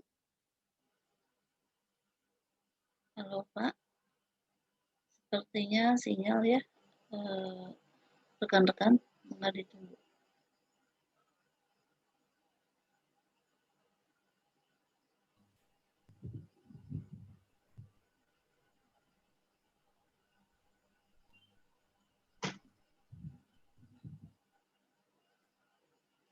Oke, masih bisa ditangkap ya? Masih bisa ditangkap? Bisa Pak. Oke. Pak. Tadi kepotong Ya. karena jaringan. Nah, saya lanjutkan. Ini hal-hal yang sangat penting misalnya di dalam beberapa penelitian. Tadi saya sampai membahas masalah korelasi khususan ya. Yang korelasi tadi, jadi boleh. Iya Pak, korelasi. Korelasi itu kan. Sebentar, tadi contohnya. Nah, jadi menghubungkan variabel X dan Y-nya itu harus variabelnya yang setara, itu korelasi ya. Yang setara itu yang antara X dan yang satu hubungannya sederajat, bukan hubungannya sebab akibat ya. Hubungannya yang setara. Nah, sekarang Anda juga bisa membuat penelitian yang hubungan variabel X dan variabel Y. Itu hubungannya sebab akibat. Nah, misalkan begini. Kita punya masalah bahwa sebagian besar anak itu rendah dalam kemandirian belajarnya. Nah, ada asumsi teori dari Kant tadi bahwa kemandirian ini sangat ditentukan oleh gaya parenting orang tua. Nah, berarti ini jelas. Ada dasar teori yang menyatakan. Suaranya bisa ditangkap, ini di saya bercek banget. Bu Susan, bisa ditangkap suara saya? Ada Pak. Bisa Pak. Oke, baik, saya lanjutkan. Ya, jadi kalau ada asumsi teori bahwa kemandirian anak usia dini itu sangat ditentukan oleh gaya parenting orang tua. Nah, gaya parenting di sini, kita lihat panahnya ke atas, itu panahnya satu panah. Itu adalah yang akan, ini saya mohon maaf, X-nya salah, ini parenting harusnya X ya, maaf. Ini yang kemandiriannya yang Y. Ini mau diralat tadi ya. Nah, perhatikan. Nah, dari sini akan kita lihat nanti ada judul skripsi yang bisa kita bangun. Yang bisa kita bangun dengan kata kunci pengaruh. Suaranya kresek-kresek, Pak, nggak jelas. Iya, betul. Ini ada gangguan ya. Oke, sudah jelas kembali? Suaranya kresek-kresek. Jaringan biasa, Mbak. Ya, baik. Jadi nanti Anda perbaiki nanti bagaimana kalimat di dalam judul dengan masalah semacam ini, kalimat rumusan masalah, pertanyaan penelitiannya seperti apa. Sehingga Anda tinggal turunkan saja. Nanti kita tanyakan variabel X-nya, seberapa baik gaya parenting orang tua, seberapa tinggi kemandirian belajar. Pertanyaan ketiga, apakah ada pengaruh yang signifikan dari gaya parenting orang tua terhadap kemandirian belajar anak? Ya. Nah, ini nanti Anda bisa baca lagi. Kalau Anda lebih dari 3 variabel, lebih bagus. Ya, ini contoh saja, tapi saya belum melihat. Kita lewat dulu. Nah, ini yang paling banyak di PAUD, yang kuantitatif. Ya, tadi, misalkan kita punya masalah, anak kemampuan mengenal konsep bilangannya rendah. Berarti akan kita, kemudian ada asumsi teori yang menyatakan dari Rene bahwa pembelajaran di PAUD akan lebih efektif dilakukan jika dilakukan dalam situasi kegiatan yang bermain yang menyenangkan. Sehingga pemrosesan informasi pengetahuan baru dilakukan secara lembut, tanpa intervensi, dan menyenangkan. Nah, ini berarti kita akan melihat kegiatan bermain ya, kalau begitu. Bermain di sini, kegiatan bermain. Maka kita akan mengeksperimenkan kegiatan bermain. Bermain apa saja banyak. Karena ini untuk pengembangan mengenai konsep bilangan, maka misalkan bermain memancing ikan angka. Nah, kita bisa membuat penelitian dengan judul seperti ini, efektivitas bermain memancing ikan angka terhadap kemampuan mengenal konsep bilangan anak TK Bintang Kabupaten Cirebon. Oke, nah bagaimana rumusan masalahnya? Tergantung desainnya. Desainnya sebelum sesudah, berarti yang pertama, yang kita tanyakan adalah seberapa tinggi. Kenapa kita gunakan tinggi? Karena kemampuan itu diukur dengan tinggi, rendah, sedang. Tinggi, sedang, rendah ya, maka bukan baik. Nah, seberapa tinggi kemampuan mengenal konsep bilangan anak kelompok ATK Bintang sebelum menerapkan atau sebelum penerapan permainan memancing ikan angka. Nah, sebelum, pertanyaan kedua menanyakan sesudah. Pertanyaan ketiga, apakah ada perbedaan? Kalau kemarin ada beberapa skripsi selama ini boleh juga. Seberapa besar perbedaan? Nah, boleh juga menggunakan kata apakah ada perbedaan. Tapi kalau apakah ada perbedaan ditambah kata yang signifikan. Karena dalam uji statistik nanti kita akan melakukan uji signifikansi. Apakah perbedaannya itu signifikan atau tidak? Sehingga dalam rumusan masalah harus dimunculkan. Apakah ada perbedaan yang signifikan dalam kemampuan mengenal konsep bilangan sebelum dan sesudah menerapkan permainan memancing ikan angka di kelompok ATK Bintang Kabupaten Cirebon. Nah, ini boleh. Ada juga mahasiswa yang menggunakan penelitian dengan komparatif kelas eksperimen dan kelas kontrol.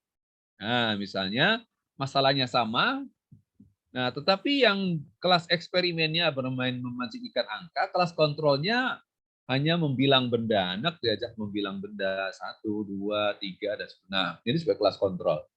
Anak bawa benda sejumlah 10, kemudian disebut 1, 2, 3, atau lidi, dan sebagainya, itu kan membilang benda.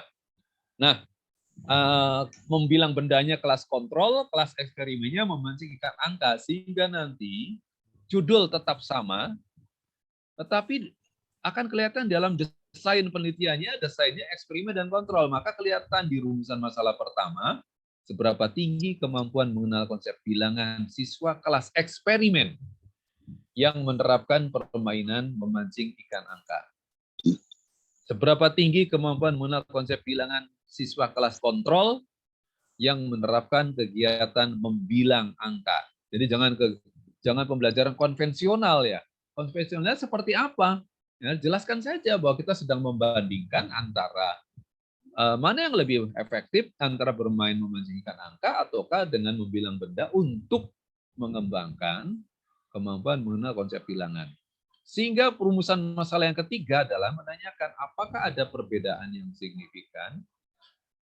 Ada yang maaf yang dalam kemampuan mengenal konsep bilangan yang signifikan antara kelas eksperimen dan kelas kontrol di TK Bintang Kabupaten Cirebon. Pak, saya eksperimennya di TK 1 dan TK 2. Ya, tinggal redaksi disesuaikan. Yang jelas, rumusan masalah ketiga itu adalah rumusan masalah yang akan berhubungan dengan membandingkan, membedakan.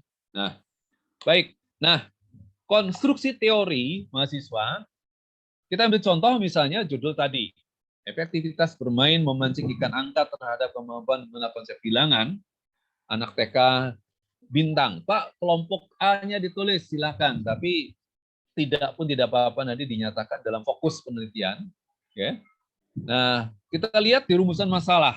Nah, rumusan masalah kan sebelum sesudah itu ya berarti kita lihat ada variabel apa di sini.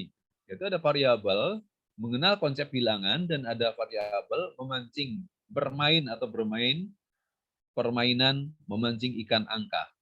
Nah, dari situ nanti perubahan yang akan ke depan mungkin menjadi suplemen perubahan di skripsi Bunga Bangsa, di bab 2, di bagian deskripsi teori, nanti ada bagian Anda harus mengkaji yang sedang kita bahas itu dari perspektif Al-Quran dan hadis. Contoh apa? Kita kan sedang bicara pengembangan kemampuan mengenal konsep bilangan anak usia dini. Nah, ketika kita membahas ini sebelum ini jangan langsung teori-teori kepaudan. Tapi ada nuansa baru di kampus kita. Yaitu di bagian ini nanti harus ada subbab, ada sub-subbab tentang kajian variabel dalam perspektif Al-Quran dan hadis. Mengenal konsep bilangan sejak usia dini dalam perspektif Al-Quran dan hadis. Nah, ini tempat kita melakukan sandaran-sandaran epistemologis secara vertikal, ya. Jadi ilmu karena kita berbasis Islami, maka nuansa ini akan kelihatan di sini. Nah, ini tugas tambahan mahasiswa nanti harus berkonsultasi kepada kiai-kiai, dosen-dosen yang memang pakar di bidang Al-Quran dan hadis seperti Bapak Dr. Muhammadun, Ibu Nyai Susan juga itu sangat pakar di bidang hadis. Boleh. Ya. Nah, kemudian apa teori kita, deskripsinya? Deskripsi kita itu tidak keluar dari variabel tadi. Ya, variabel permainan memancing ikan angka dan variabel mengenal konsep bilangan. Tetapi jangan langsung ujuk-ujuk itu dong. Kita ini biar punya landasan sedang membahas apa, maka secara umum dulu harus ada muncul kepaudannya ini. Ini penting. Maka perlu ada kajian teori di situ tentang karakteristik pendidikan anak usia dini, pemahaman Anda tentang PAUD seperti apa. Dari situ turun, kita sedang membicara pengembangan mengenal konsep bilangan, berarti pengembangan kognitif. Maka turun di situ teori sub berikutnya adalah pengembangan kognitif anak usia dini. Seperti apa? Kedalamannya, ada mata kuliahnya, ada teori. Sehingga nanti kuat kita punya pemahaman untuk memasuki sebetulnya yang sedang kita lakukan, yaitu apa? Pengembangan pengenalan konsep bilangan. Jadi jangan langsung hanya konsep bilangan, tidak ada payung ke atasnya. Sehingga teorinya itu punya rujukan. Ini kita bicara pengenalan konsep bilangan dari mana? Ya kita kan harus tahu, itu bagian dari pengembangan kognitif. Pengembangan kognitif siapa? Anak usia dini. Maka kita tahu juga karakteristik pendidikan anak usia dini. Kemudian turun lagi, kita akan bicara permainan memancing ikan angka. Jangan langsung bermain memancing ikan angka. Jangan langsung, keluarkan dulu asumsi-asumsi teori yang berhubungan dengan bermain dan permainan. Bermain bagi anak usia dini. Wah, teorinya Harlock, teorinya macam-macam, silakan di situ. Sebagai dasar bahwa memang kita paham bahwa ada hal yang spesifik di sini. Ya. Kemudian silakan boleh Anda paparkan jenis-jenis permainan edukatif, ya, APE di dalam anak usia dini. Tidak perlu sampai detail berlebihan, tapi paling tidak kita bisa mengenal beberapa karakteristik permainan, jenis, dan sebagainya. baru masuk ke permainan memancing ikan angkanya. Jadi nanti kalau bicara lupa, ini saya bicara memancing ikan angka, nggak ada teorinya. Nggak ada teori. Bagaimana kalau Anda bicara itu tidak pakai rujuk ke atasnya, ya nggak akan ada teori. Nah ini ya, nanti mohon diperhatikan dalam bagaimana menyusun deskripsi teori di bab 2. Di bab 2 selain deskripsi teori adalah penelitian yang relevan. Nah, penelitian terdahulu yang relevan. Ini nanti itu bukan penelitian yang sama, garis bawahi, bukan penelitian yang sama. Yang relevan itu bukannya sama. Ya, bisa jadi ada variabel yang sama, tapi variabel satunya berbeda, bisa jadi desainnya berbeda, bisa jadi jenisnya berbeda, tapi variabelnya sama. Ya, jadi dalam penelitian itu ada kajian teoritis, ada kajian formal, ada material. Nah, formal teori, material itu objek. Bisa saja materialnya sama,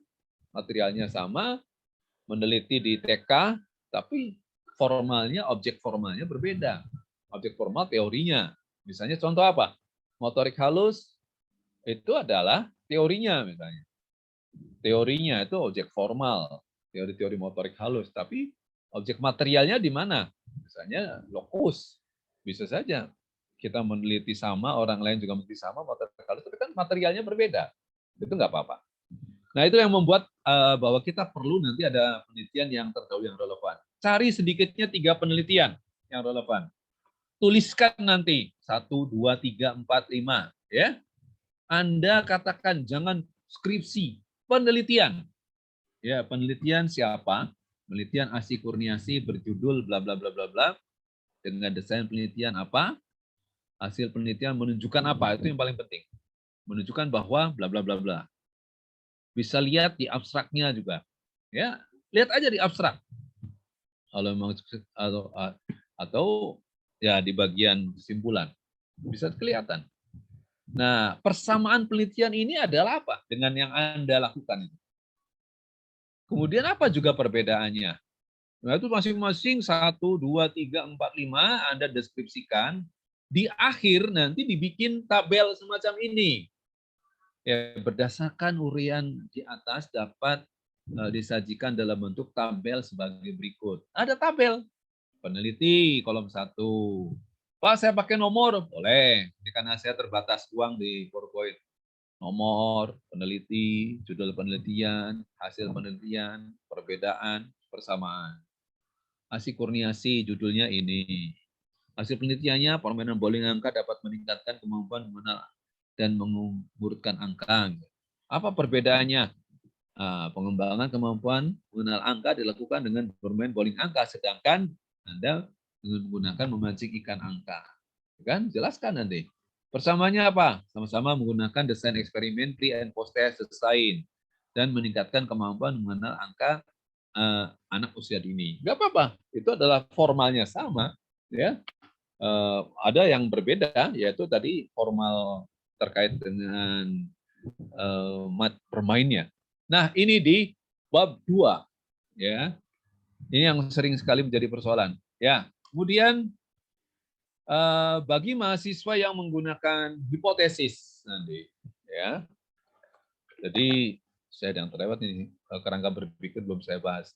Ya, hipotesis yang penelitiannya kuantitatif itu ada hipotesis wajib.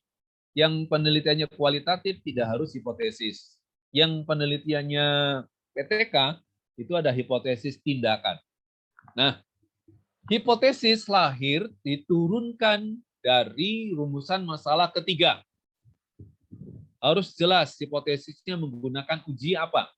Nah, yang saya sarankan uji 2 pihak saja supaya mudah. Tutile. Kemudian apa tandanya tutile? Itu ada kata ada itu tidak sama dengan 0, dan tidak ada sama dengan 0. Dan tuangkan dalam bentuk kalimat hipotesis kalimat dan dalam bentuk hipotesis statistik. Bagaimana ya saya membuat hipotesis? Lihat rumusan masalah yang ketiga. Rumusan masalah ketiga untuk judul penelitian korelasi kemandirian belajar di kelas dengan kemampuan motorik halus anak kelompok A TK Bintang Kabupaten Cirebon.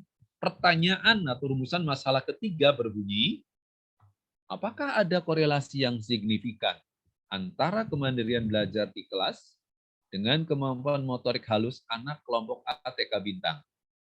Nah, hipotesis dibuat secara berpasangan. Hipotesis kerja, HA, dan hipotesis nol, H0. HA, hipotesis kerja, itu ada. Maka terdapat. Nah, berarti ada atau terdapat korelasi yang signifikan. Tinggal pindahkan saja kalimatnya, dari masalah. Ya, terdapat korelasi yang signifikan antara kemandirian belajar di kelas dengan kemampuan motorik halus anak kelompok A TK Bintang. Karena terdapat, berarti HA berbanding R, R itu apa korelasi? Korelasinya tidak sama dengan 0. Atau HA jika, itu kan dibaca ya, kalau kalimatnya HA jika R atau korelasinya tidak sama dengan 0. Kan terdapat korelasi, berarti kan tidak 0. Sedangkan yang H0 tidak terdapat korelasi yang signifikan. Maka HA jika R-nya sama dengan 0. Nah, ini dibuat kebanyakan di skripsi-skripsi tidak ada hipotesis statistiknya. Oke. Ya, yang lain kayak pengaruh berarti gampang, tinggal terdapat pengaruh. H0 tidak terdapat pengaruh, ya. Terdapat perbedaan, ya, atau tidak terdapat perbedaan untuk penelitian yang sifatnya efektivitas, ya. Nah, itu. Nah, saya ingin mencatat lagi bahwa tolong instrumen ini hal yang harus pokok dalam penelitian yang sifatnya kuantitatif. Ya. Jika Anda menggunakan instrumennya dalam bentuk angket atau soal, angket kembangkan dari variabel itu ada dimensi-dimensinya apa, kemudian ada indikator apa. Nah, dia akan dibuat dalam bentuk tabel sebagai pengembangan instrumen. Kalau soal dibuat juga kisi-kisinya. Dan kalau angket soal sebaiknya dilakukan uji validitas dan reliabilitas dengan SPSS. Ya, ini kalau di PAUD biasanya nanti ada kolom-kolom yang sifatnya kisi-kisi, pengembangan instrumen, misalkan kemampuan berhitung, indikatornya apa. Ya, contoh saja ini, indikator. Nah, kemudian ada pertanyaan, ada penilaiannya, ada rubriknya. Nah, sebaiknya pengembangan instrumen ini dikonsultasikan kepada expert, ya, expert judgment, pakar yang ada di kampus kita. Ya. Jadi dosen-dosen, misalkan pengembangan bahasa yang ngajar Ibu Oma, konsultasikan ke Bunda Oma. Bu, sudah bagus belum? Tentu atas saran dosen pembimbing. Tapi kalau dosen pembimbingnya juga sudah expert, ya sudah selesai kepada beliau. Ya, nah kalau misalkan disarankan oleh dosen pembimbing, wah ini pengembangan menggambar nih. Nah, karena mata kuliah menggambar yang mengajar saya misalnya, tolong konsultasikan. Nah, saya bersedia untuk memberikan pandangan apakah sudah memenuhi standar belum. Nah, ini tentu melihat beberapa teori-teori yang Anda gunakan di buat. Ya, kemudian nanti kalau di PAUD misalnya kelihatan sekali kalau kita misalkan membuat tabel semacam ini untuk pengembangan instrumen dan untuk lembar observasi, ya, ini yang kita lakukan. Ya, nah, tolong nanti kalau Anda melakukan pekerjaan lembar observasi, nama siswa itu harus disamarkan karena apa, itu bagian dari rahasia. Nah, ini kan bisa bahwa mengenal konsep bilangan itu ada mengenal angka, menghubungkan, mengurutkan, membedakan besar kecil. Nah, ini adalah indikator-indikator yang kemudian nanti setiap indikator kita ukur dengan tingkatan belum berkembang, mulai berkembang, BSA, BSP, tentu di bawahnya itu ada pengkodean, bahkan ada rubriknya tadi ya. Ya. Bagaimana analisis data? Nah, analisis data itu disajikan untuk bab 4, khususnya pada bagian A, yaitu hasil penelitian. Nah, di dalam penelitian yang menggunakan penelitian yang sifatnya kuantitatif, mahasiswa nanti analisisnya terdiri dari 3 tahap ya. Yang kuantitatif loh, yang efektivitas, yang korelasi, yang pengaruh ya. Tolong harus ada 3 tahap: analisis statistik deskriptif, analisis uji prasyaratnya, dan ada analisis statistik inferensial. Ya, nah, ini Anda lakukan.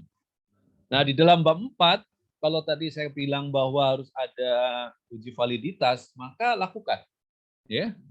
Pada penelitian kuantitatif, datanya dikumpulkan dengan angket atau tes. Maka sebelum instrumen tersebut digunakan, untuk mengumpulkan data, terlebih dahulu harus dilakukan uji validitas dan reliabilitas. Nah, kalau PTK, Pak, PTK saya kira nggak usah pakai uji reliabilitas. Cukup asal instrumennya sudah di expert judgment oleh ahli, ya itu sudah saya kira cukup memadai. Ya. Nah, tadi saya katakan bahwa analisisnya itu dimulai dari analisis yang deskriptif. Yang deskriptif. Ya, Kokom anaknya nangis ya. Yang deskriptif itu untuk menjawab pertanyaan penelitian pertama, kedua, atau untuk PTK, ya Anda lakukan. Nah, misalnya kalau dengan SPSS nanti muncul tabel semacam ini, ya, Anda deskripsikan datanya, uraikan seperti di sampingnya dijelaskan, ya. Terus nanti habis ini nanti ada histogramnya juga dijelaskan, ya. Ini deskriptif, mendeskripsikan. Nah, itu nanti untuk menjawab seberapa tinggi, seberapa baik, Anda ambil nilai min, ambil data min, lalu Anda analisis dengan nilai persen, sehingga kalau tadi min misalkan P itu persen, skor minnya 68,80, skor maksimalnya 100, berarti kan 68-80%. Nah, apa artinya 68-80%? Kita lihat di tabel konversinya, sehingga nanti bisa kelihatan, oh kalau begitu sudah baik. Nah, itu di pertanyaan yang sifatnya deskriptif untuk menjawab status variabel seberapa baik, seberapa tinggi tadi. Ya. Nah, tadi saya katakan setelah deskriptif ada uji prasyarat. Nah, banyak kan mahasiswa yang judulnya efektivitas itu nanti butuh prasyarat uji normalitas data. Uji normalitas data dan uji homogenitas data. Anda lakukan, ya. Normalitasnya dengan apa? Ya, apa dengan uji Lily-Force atau dengan Kolmogorov-Smirnov. Kalau Kolmogorov-Smirnov ini untuk sampel yang besar, yang lebih dari 100, yang lebih dari 1000, itu lebih cocok dengan Kolmogorov-Smirnov.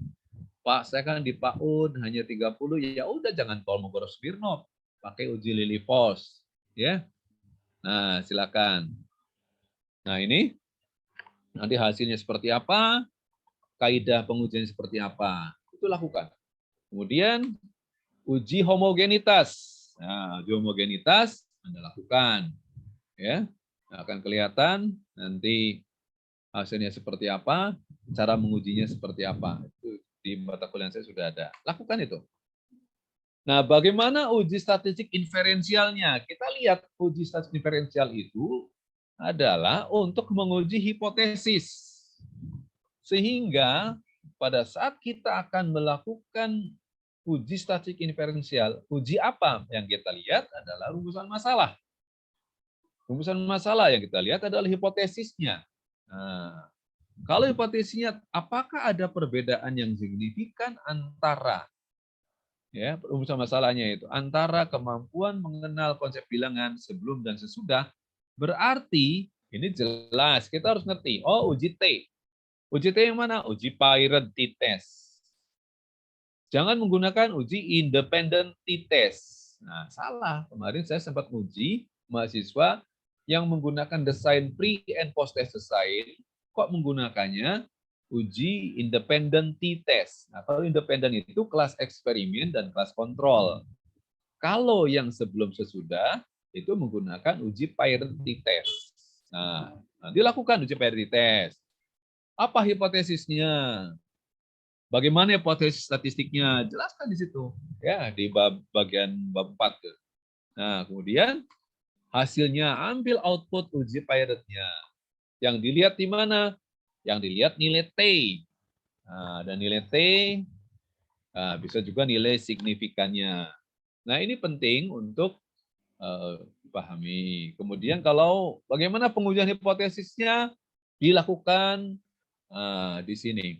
Ya, dilakukan ada dengan cara yang pertama, yaitu dengan menggunakan uji sig-nya dilihat. Nah, gampang dengan nilai sig-nya tadi. Kalau sig-nya kurang dari 0,05 maka tolak H0. Lihat tadi, sig-nya 0,000. Nah, berarti udah jelas. Itu adalah tolak H0. Kalau tolak H0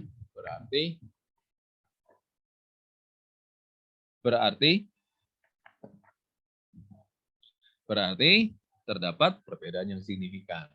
Nah, cara kedua adalah dengan melihat nilai T. Nah, jika T hitung lebih besar dari T tabel, nah ini patokannya, maka tolak H0. Dilihat T hitungnya, tadi T hitungnya berapa? 27,495. T tabelnya berapa? Lihat T tabel. Bagaimana mencari T tabel? DF sama dengan N-1, dan seterusnya bisa dipelajari. Nah, sehingga nanti akan kelihatan, oh ini T hitungnya 27,495, T tabelnya ternyata hanya 2,1448, berarti jelas T hitung lebih besar T tabel, maka tolak H0. Artinya terdapat perbedaan yang signifikan antara bla bla bla bla.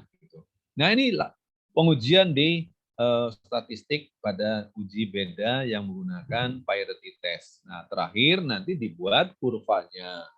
Sampai sini akan kelihatan nanti apa kesimpulan akhirnya. Oh bahwa berdasarkan pengujian hipotesis uji T dan dengan uji sig, maka semua pengujian menyatakan bahwa hipotesis 0 ditolak dan hipotesis kerja diterima. Dengan demikian dapat disimpulkan bahwa terdapat perbedaan yang signifikan antara kemampuan bla bla bla bla, gitu kan?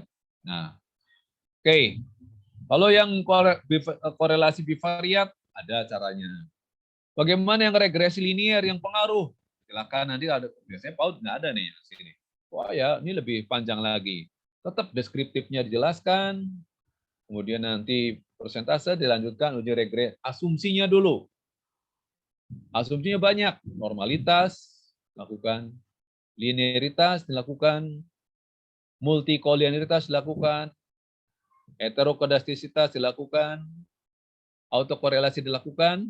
Nah, kalau ternyata sudah dilakukan, bikin uji asumsi, bikin tabel begini. Bahwa uji asumsi klasik ada normalitas, ternyata data X berdistribusi normal, data Y berdistribusi normal. Linearitas data bersifat linear. Multikol tidak terjadi multikolinearitas. Tidak terjadi heterokodastisitas, tidak terjadi autokorelasi, maka nanti berarti analisis regresi linear sederhana dapat dilanjutkan. Baru nanti bagaimana langkah-langkah yang judulnya pengaruh. Nah ini harus membuat persamaan regresi, ya, menentukan persamaan regresi untuk memprediksi, menemukan koefisien determinan, menemukan pengaruh variabel lain. Tetap uji hipotesis cara 1, cara 2. Nah, udah membuat simpulan uji hipotesis. Nah, ini nanti yang judulnya pengaruh agak panjang. Nah, ini sampai, nah kalau di PAUD kebanyakan tidak ada. Yang regresi agak cepat saja lewat dulu. Nah, kemudian nanti bagaimana kalau PTK? Nah, yang PTK itu memang datanya bersifat kualitatif sebagai besar, tapi juga dibumbui, dilengkapi dengan data-data yang mendukung untuk kesimpulan, yaitu data dari statistik deskriptif yang berupa angka. Sehingga analisisnya itu analisis yang sifatnya kualitatif, deskriptif, ya. Sehingga ini dibutuhkan Anda dalam menarasikan. Nah, di sini analisis data deskriptif pada kualitatif pada PTK. PTK itu membutuhkan kemampuan menarasikan dalam kalimat yang mengalir, tetapi tetap menjaga keilmiahan. Deskripsi dilakukan sejak tahapan perencanaan itu bagaimana, pelaksanaan bagaimana, tindakan, pada saat observasi bagaimana, pada saat Anda merefleksi itu bagaimana. Nah, deskripsi disertai dengan sajian data yang sifatnya kuantitatif tadi dalam bentuk tabel dan diagram, foto kegiatan. Sehingga nanti Anda harus bisa menguraikan dalam bentuk narasi, ya. Nah, siklus 1, proses penelitian dilakukan selama 2 siklus, yaitu mendapatkan hasil bla bla bla bla. Perencanaan, pada data perencanaan langkah pertama dilakukan oleh peneliti. Nah, mesti menggunakan kata peneliti kan? Nggak perlu kata peneliti. Pada data perencanaan langkah pertama dilakukan dengan membuat RPP. Kenapa harus ada peneliti? tanpa ada peneliti pun sudah jelas ini ditulis oleh peneliti. Dinarasikan setiap langkah. Jadi nanti kemampuan dalam menuliskan, menarasikan kalimat-kalimat yang Anda lakukan dalam tahapan-tahapan PTK itu penting sekali disampaikan dengan bernas. Ya. Nah, dibutuhkan juga hasil yang sifatnya hasil observasi atau hasil tes yang itu ternyata berupa angka. Maka dibuat tabulasinya, tabelnya dibuat. Biasanya cukup dikaji dengan persen. Nah, persen kemudian nanti akan kelihatan ada ketentuan, ada keterangan, indikator A, B, C, D, A itu apa, B itu apa, supaya tidak memakan tempat, bisa saja nanti di keterangannya di bawah. Nah, ini cara PTK. Nanti juga data yang tadi disajikan dalam bentuk diagram, batang, atau histogram, apapun. Yang ini akan memudahkan orang untuk melihat, wah ini ternyata ada 2 siklus. Ya. Prasiklusnya seperti apa? Siklus 1 seperti apa? Siklus 2 seperti apa? Sehingga akan kelihatan. Indikator membilang banyaknya benda 1 sampai 10. Oh, pada siklus 1 kemampuannya baru di bawah 40, yaitu 36,5%. Masih rendah. Dia lakukan tindakan, siklus 1 ternyata naik jadi 69. Oh, masih belum bagus, belum puas peneliti. Kemudian naik ke siklus kedua. Maka setelah siklus kedua ternyata hasilnya sampai 96,2%. Sehingga ini akan menggambarkan perubahan atau peningkatannya. Nah, penyajian data dalam PTK, analisis dan penyajian datanya itu memang menyajikan narasi dan menyajikan data-data yang sifatnya angka. Anda tidak perlu menggunakan rumus yang berpanjang lebar, cukup kuasai bagaimana membuat persentase, membuat grafik, membuat tabel, itu sudah bagi yang PTK saya kira sudah sangat cukup. Nah, kemudian, wah ini banyak hal. Misalkan Anda mengawati keaktifan anaknya, silakan juga amati. Oh, siklus 1 begini, siklus 2 bagaimana, siklus 3 bagaimana. Ya, sama begitu ya. Nah, yang harus Anda perhatikan lagi adalah urgensi hasil refleksi. Nah, di sini saya sering kalau menguji yang PTK, karena PTK itu pertama langkahnya adalah perencanaan tindakan, 2 pelaksanaan tindakan, 3 observasi, 4 refleksi. Refleksi adalah merenungkan kembali, reflect, merenungkan kembali apa yang telah dilakukan oleh kita tadi. Apa dampak setelah kita melakukan tindakan tadi, dampak terhadap efektivitas belajar, perbaikan-perbaikan yang kita arahkan, hasilnya seperti apa akan kelihatan. Sehingga nanti di refleksi itu diuraikan. Pernyataan apa yang harus dilakukan sebagai perbaikan. Untuk siklus berikutnya, di bagian refleksi ini, haruslah secara tegas dimunculkan dan dituangkan di dalam RPPH siklus berikutnya. Jangan mengganti tindakan. Jadi ini coba lihat tanda panah ya. Di situ kan kelihatan. Perbaikan yang akan peneliti lakukan. Ini salah. Perbaikan yang akan dilakukan pada siklus berikutnya. Selesai itu nggak menggunakan kata peneliti. Yaitu dengan cara menambahkan warna pada setiap kotak engklek. Agar lebih menarik bagi anak. Nah, ini jelas perbaikannya ini.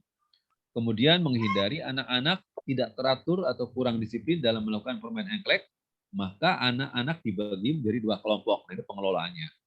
Dalam permainan engklek, kelompok 1 dan kelompok 2 agar lebih terarah dan kondusif. Kelompok yang paling tertib dan dalam bermain engklek, maka akan diberikan hadiah. Sehingga anak-anak termotivasi untuk bermain dengan tertib, melakukan permainan engklek.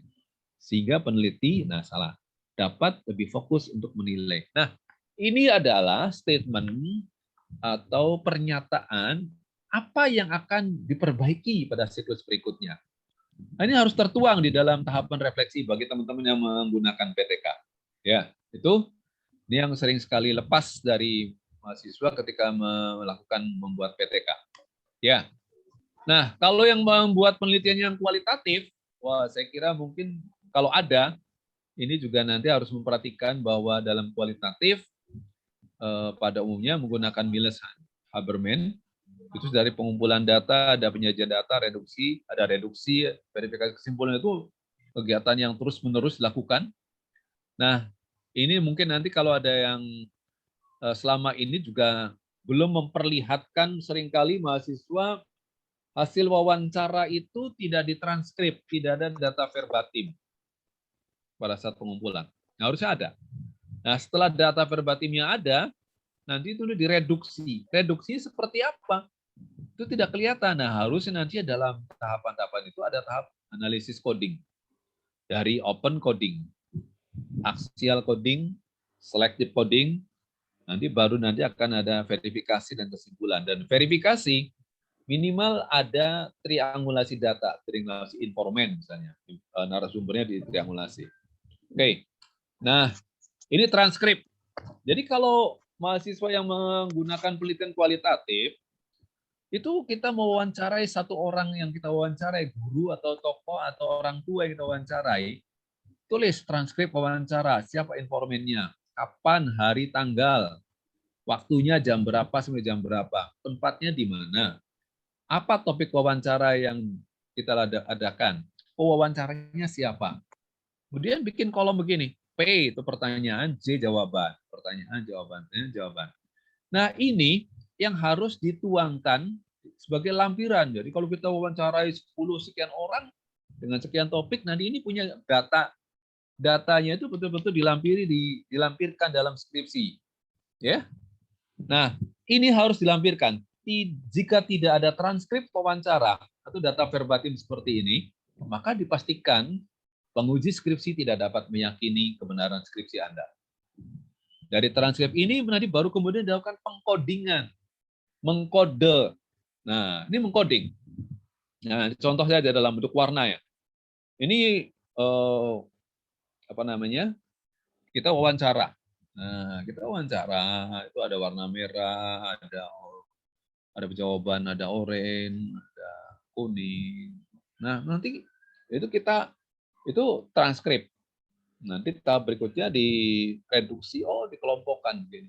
Ternyata ada berarti tiga golongan. Nah, dia 3 topik utama yang dibicarakan dari poin yang ini gitu kan. Nah, ini artinya tahapan ini gambaran kasar dulu dari kegiatan coding ya, seperti itu. Ya. Nah, gambarannya seperti ini. Jadi tadi yang coding itu quotation. Quotation itu adalah kutipan-kutipan dari apa yang disampaikan oleh narasumber. Nah, itu nanti dicari, sedang bicara kode apa, sedang bicara apa dia, tema apa di situ. Nah, tema, poin-poin apa yang dibicarakan oleh orang. Ya. Nah, kalau kita sudah mengambil kutipan-kutipan pernyataan orang, berarti kita melakukan reduksi itu. Ya, nah, kemudian dari reduksi yang sudah dibuat oleh orang, kita kelompokkan, kita menemukan kode-kodenya. Nah, dari kode-kode ini kita kategorikan. Ada kategori 1, 2, 3. Nah, dari kategori ini akan kita lihat temanya. Dari tema itu akan lahir teori. Itulah makanya penelitian kualitatif itu berangkat dari yang sifatnya khusus, ditarik ke sifatnya umum, menuju ke teori. Kalau bisa Anda melahirkan teori, betapa beratnya penelitian kualitatif. Ya, terakhir saya ingin menandaskan lagi, nanti di dalam bagian pembahasan bagian B bab 4 itu, Anda harus pertama menyajikan pokok-pokok hasil penelitian. Apa sih pokok-pokok hasil penelitian? Rumusan 1, apa pokok-pokoknya? Rumusan 2, apa pokok-pokoknya? Rumusan 3, apa pokok-pokoknya? Key research-nya apa? Key-nya, pokok-pokok hasil penelitiannya apa? Nah, baru Anda membahas jika apa? Jika Anda pokok-pokok hasil penelitian yang Anda temukan itu dikonfirmasikan dengan teori. Nah, dikonfirmasikan dengan hasil penelitian terdahulu yang relevan yang ada di bab 2. Jadi penelitian terdahulu yang relevan itu bukan sekedar menambah halaman, tapi nanti pada saat pembahasan bab 4 itu akan digunakan Anda untuk membahas. Sehingga nanti di bab 4 bagian pembahasan itu isinya apa? Yaitu paparan hasil kunci penelitian. Yang kedua nanti, apakah hasil penelitian itu sejalan atau mendukung atau menguatkan Atau mungkin mengoreksi berarti ada yang berbeda. Atau bahkan berbedanya total, Anda tolak. Teori siapa? Nah, yang Anda dukung, yang Anda koreksi, atau yang Anda tolak. Tentu melihat teori yang sudah Anda tulis di bab 2. Tapi saya kira nggak mungkin Anda akan menolak teori. Ya, level kita belum sampai. Mengoreksi pun juga luar biasa kalau Anda sudah bisa koreksi. Paling banter kita tuh berarti nanti penelitian kita sejalan atau mendukung dengan teori siapa. Oh, sejalan dengan teori Harlock bahwa kegiatan bermain itu membuat anak menyenangkan dan efektif untuk belajar. Nah, misalnya. Oh, sejalan dengan PAC, bukan Piaget ya, PAC. Bahwa bla bla bla bla bla. Oh, sejalan dengan Kant, sejalan dengan siapa? Kemudian berikutnya teori, apakah sudah tadi dengan teori, apakah hasil penelitiannya ya sejalan atau berbeda dengan penelitian terdahulu? Apakah ada kesamaan perbedaan? Nah, Anda lihat temuan saya dengan teori dengan penelitian yang terdahulu. Ada nggak bedanya? Ada nggak persamaannya? Nah, kalau Anda berbeda, nah itu saya kira ungkapan berbeda dengan penelitian si A. Berbeda dengan penelitian B. Kalau dia begini, saya temuan begini. Terakhir, beri simpulan kesesuaian hasil penelitian dengan teori dan penelitian terdahulu. Dan apa keyakinan Anda selaku peneliti? Ini makanya sering kalau saya di akhir pertanyaan sidang, saya menanyakan, apa keyakinan Anda dalam meneliti? Nah, itu artinya di situ saya minta Anda sudah bisa melakukan pembahasan dengan membandingkan, mengkonfirmasikan temuan penelitian Anda dengan teori dan dengan penelitian yang relevan. Saya kira itu teman-teman mahasiswa, saya cukup panjang karena kebagian bagaimana menulis skripsi yang kuantitatif, kualitatif, dan PTK. Meskipun di beberapa tempat ini baru hal-hal yang sifatnya substantif, belum sampai detail. Terima kasih, saya kembalikan ke Bu Susan. Dan jika nanti ada ruang pertanyaan, saya sangat berharap ada komunikasi untuk bisa lebih jelas lagi dalam pertemuan hari ini. Terima kasih, saya kembalikan ke Bu Susan. Assalamualaikum warahmatullahi wabarakatuh. Waalaikumsalam Waalaikumsalam warahmatullahi wabarakatuh.